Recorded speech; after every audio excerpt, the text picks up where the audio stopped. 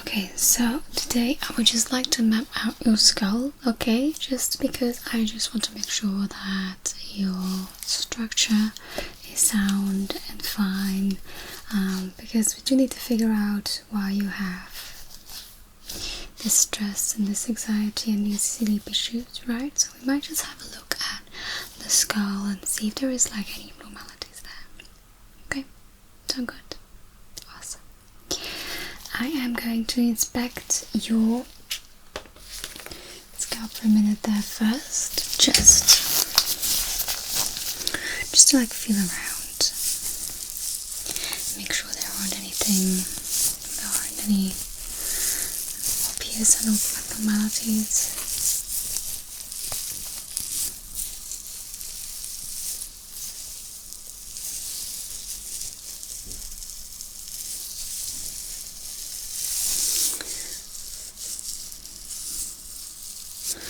Get a bit higher.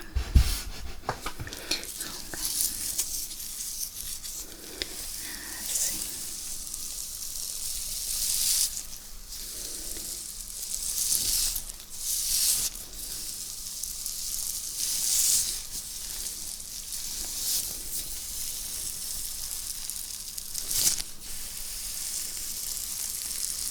Right. I'm just going to go over your face as well. Okay.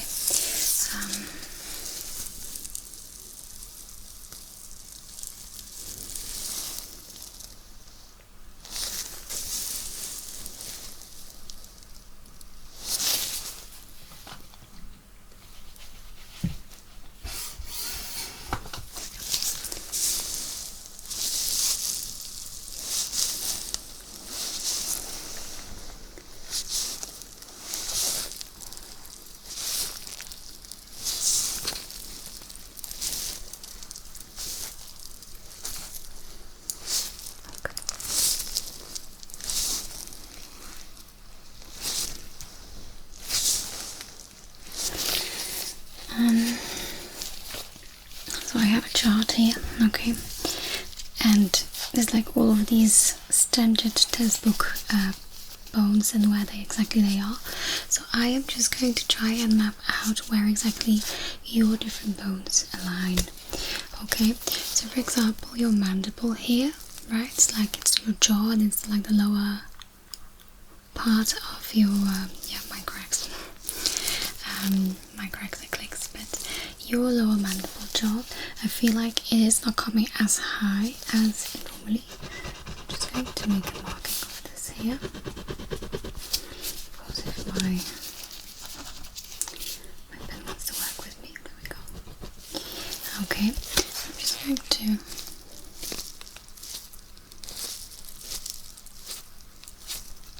feel where exactly it is.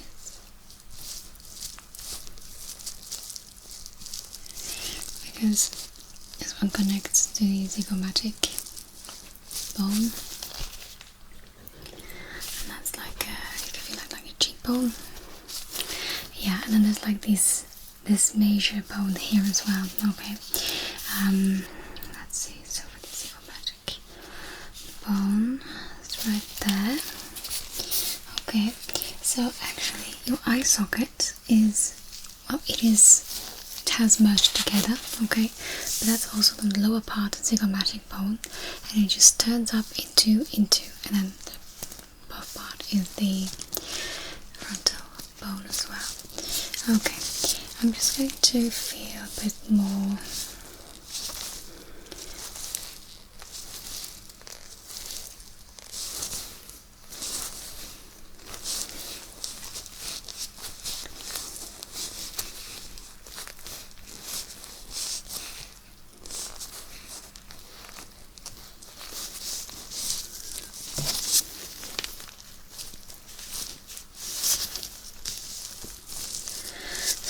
a lot of the symmetry in our faces is basically determined by our bones.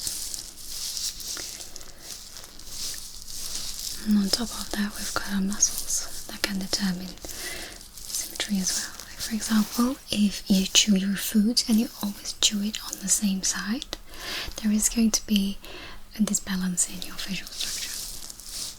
And that's normal, by the way. To not be symmetric. So I was actually looking for these. I was trying to feel if I could feel like the place where the bones merge. It's like a sort of bone scar tissue, and it's very interesting. You know, like how in newborns, they when they have just come out of the mom, their skull is actually still very manipulatable. And those pieces of skull, those pieces of bones actually only start merging after they've been born. That's why it's so terribly dangerous to not be gentle with a newborn, basically.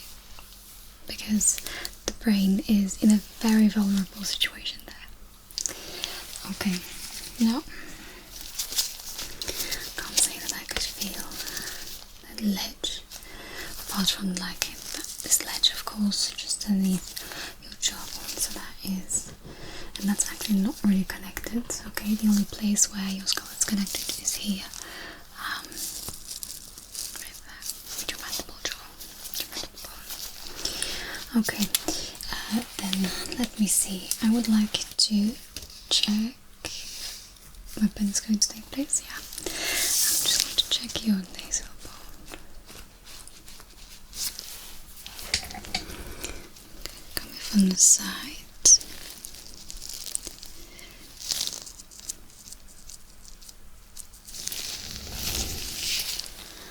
From this side.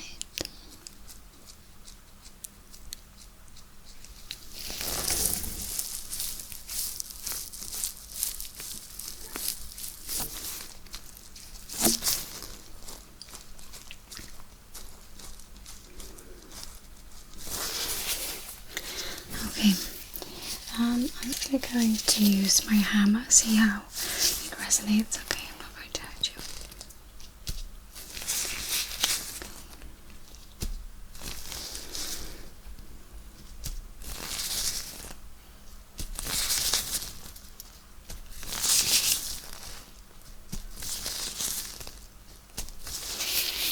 Okay. Just make a quick note of that.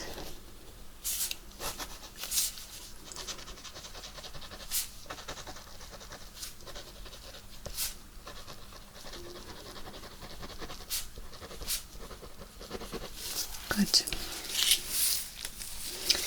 Okay, I'm just going to go up a bit, okay, then from your forehead, and I'm just going to feel around your frontal bone, okay? Make sure that bone is nice and even, there's no bumps, lumps, things that really should not be there.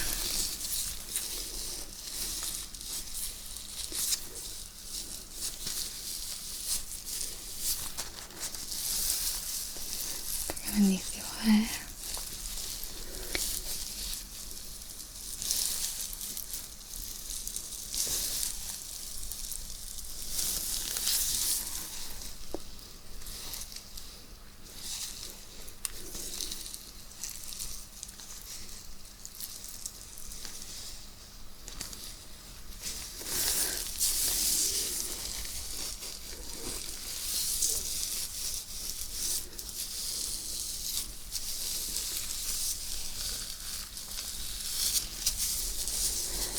Right.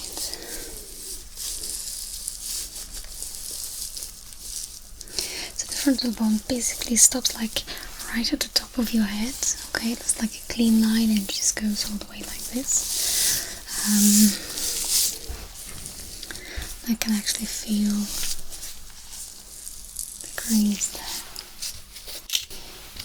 So I'm not putting too much pressure on you. Okay, so just, and I would say yours is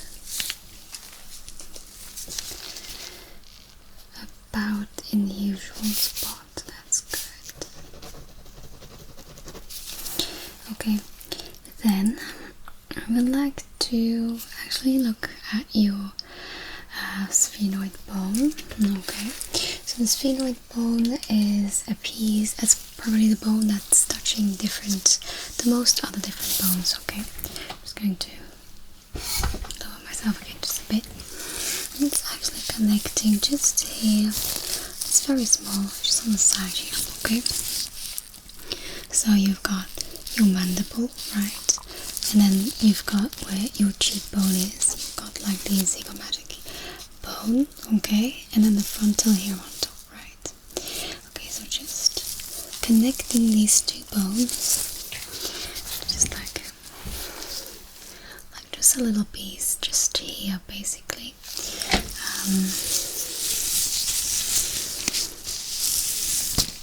In front of your ear, by the way. So usually this is like a little more deep set. Just a little bit. And if I compare this together, I feel like yours is maybe a bit lower than average. And the average, I mean, it's just a textbook model, it doesn't say anything, but it's a good reference point to do like mappings like this. Okay.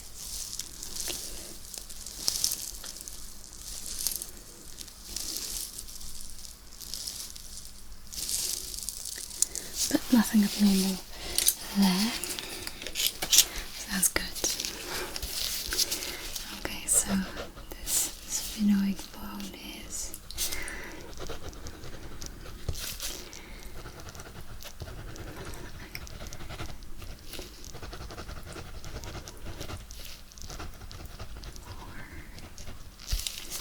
okay. I'm actually going to try and use my hammer for that as well. Just see how you like kind of react. Okay, and I'm just going to try and figure out where your temporal bone then starts. Okay, so for your temporal bone, it's like the very big bone that is just behind your back. I'm sort of looking for the words, but it's connected to that little bone, okay, but it's the lower part.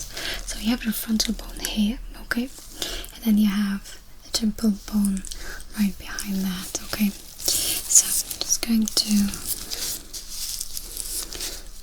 hold my fingers in between so I'm not hammering you.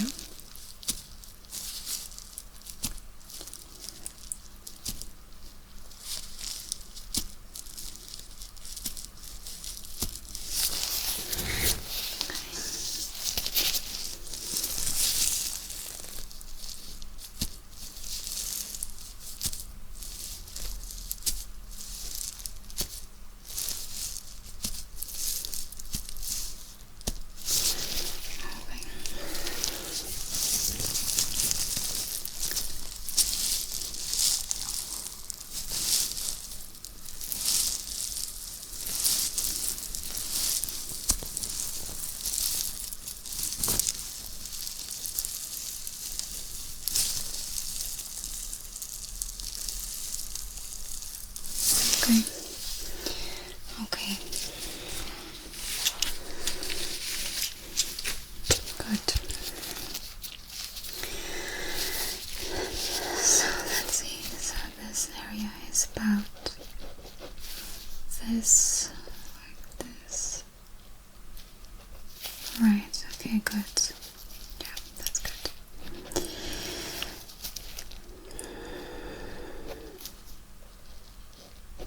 And that's like the parietal bone, and that's the biggest bone of your scalp. Okay, so that actually basically makes up, like, it starts about here, it goes all the way around, like up until here, you know, and just like the whole back of your skull is the biggest. It's the biggest bone, together with the frontal bone. Okay, and then just because of your temporal bone, okay, that's two pieces. You've got a piece here and you've got a piece there. Okay, and those two pieces are connected in the back by the occipital bone. Okay, so that bone is very, very important because it's actually the protective bit right on the bottom of your skull, and that's usually like a bit of a softer place.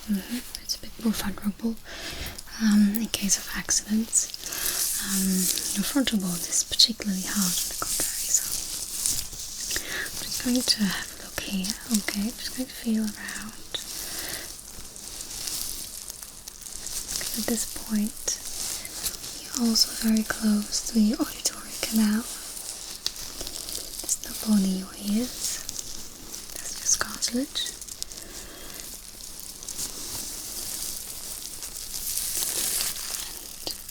And in this case,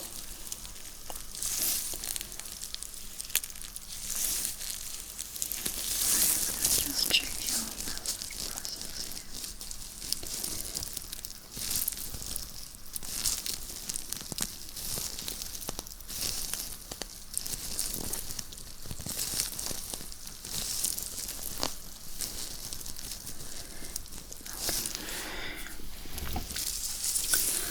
Going to feel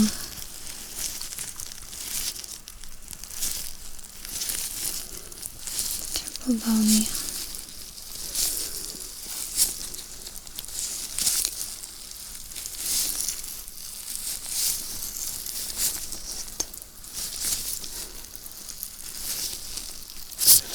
I'm just going to feel around the back of the occipital bone.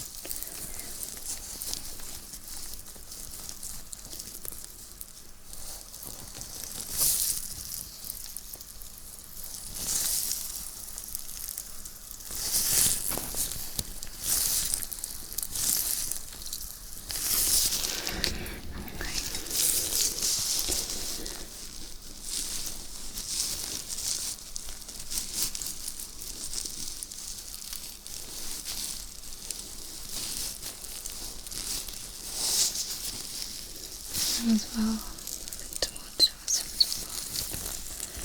Just having a bit of a feel there.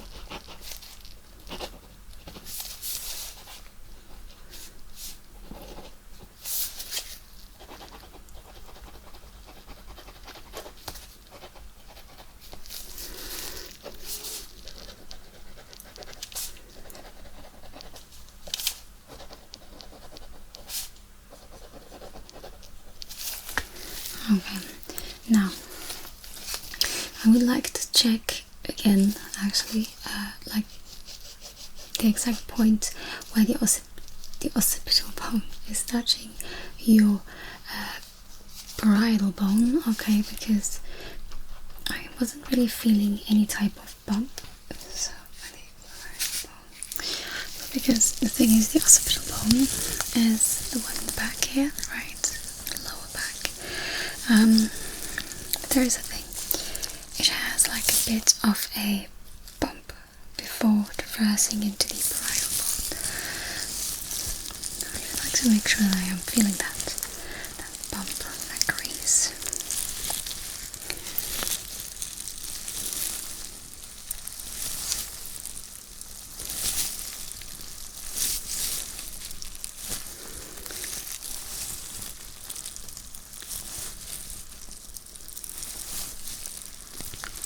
So I do feel it, although I feel like it's a bit more prominent on your right side, actually. Right. So that's around.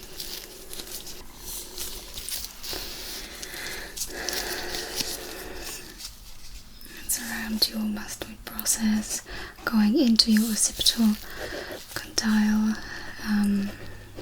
You don't have to remember those things, of course. Just thinking how I need to describe this.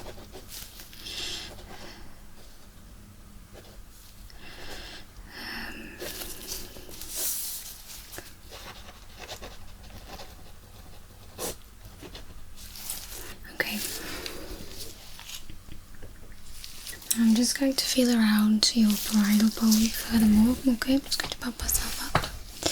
There we go, and just feel around there. You want to hear a fun fact? You know how doctors have their doctor's handwriting? Yeah. Well, actually, it's literally doctor code. So they have a way of writing things, and we can't read it, but it's actually very simple. For example, paracetamol, they write the P, and then they just line like a squibbly line, and then they end with O and L. There is no other word, there is no other medication that ends in OL and starts with B. So they know if they see a P and OL, they know it's paracetamol. Simple as that. And they actually have that for all kinds of medication and diagnostics and things they need, and they just abbreviate and make it easier for them. I mean, can you imagine having to prescribe paracetamol 30 times a day and having to write a whole damn word all day long every day? So I think it's just quicker, more efficient, easier to have a doctor's handwriting sometimes. The more you know.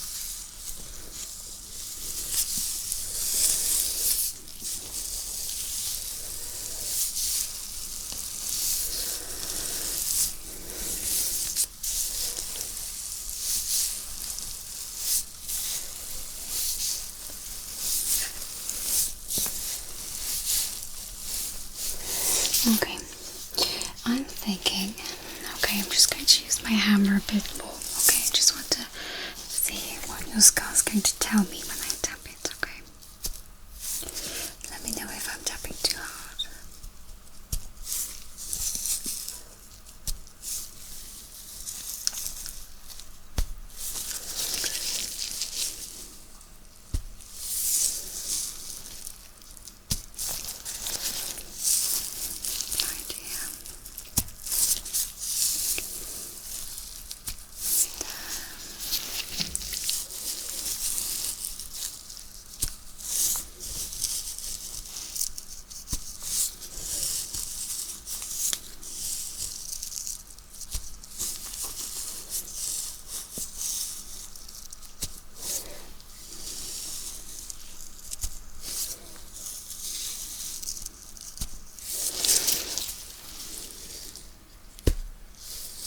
That was my nail, I'm sorry.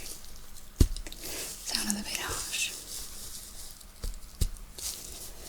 Okay, and I'm just going to go to the back of your head as well. I'm going to switch fingers.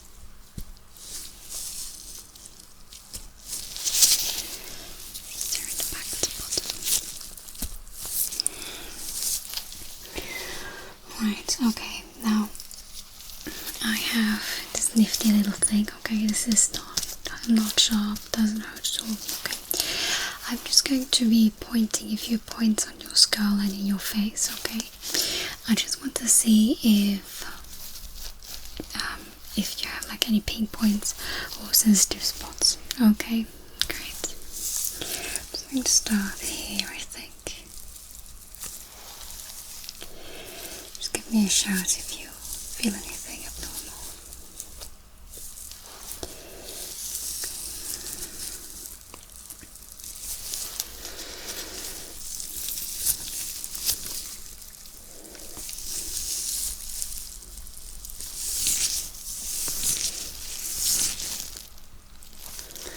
I'm going to be doing random points, okay, so I'm going to be switching from your face to your skull, back of your head.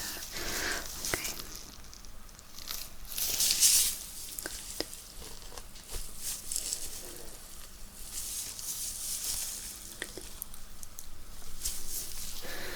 okay so far?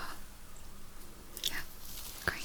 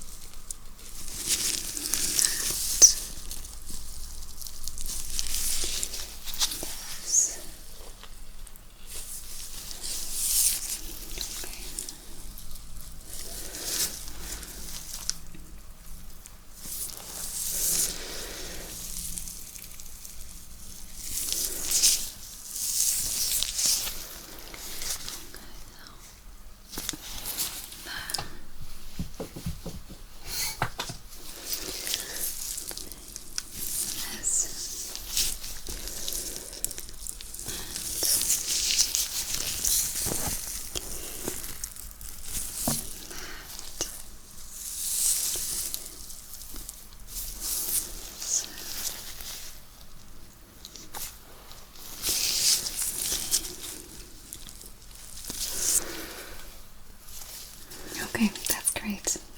Now let me just quickly just check a few ratios in your face, okay? Just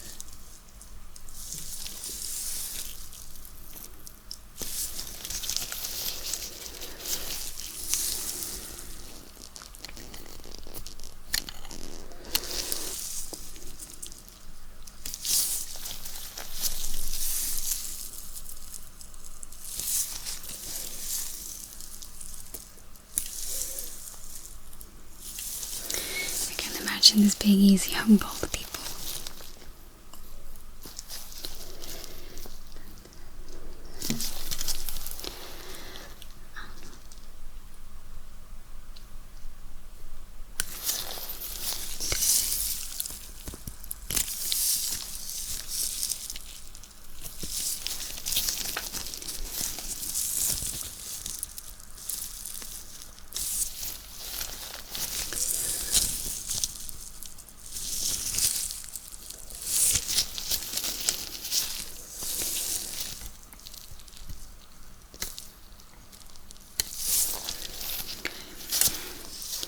Lift your face up a bit. Awesome.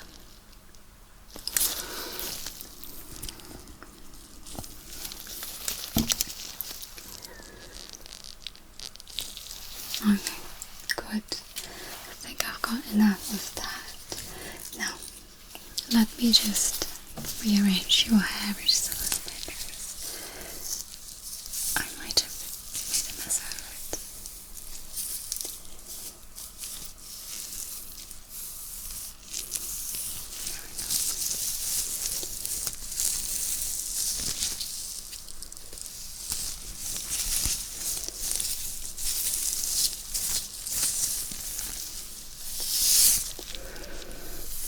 Try and rearrange a bit the way I found you, like this, okay?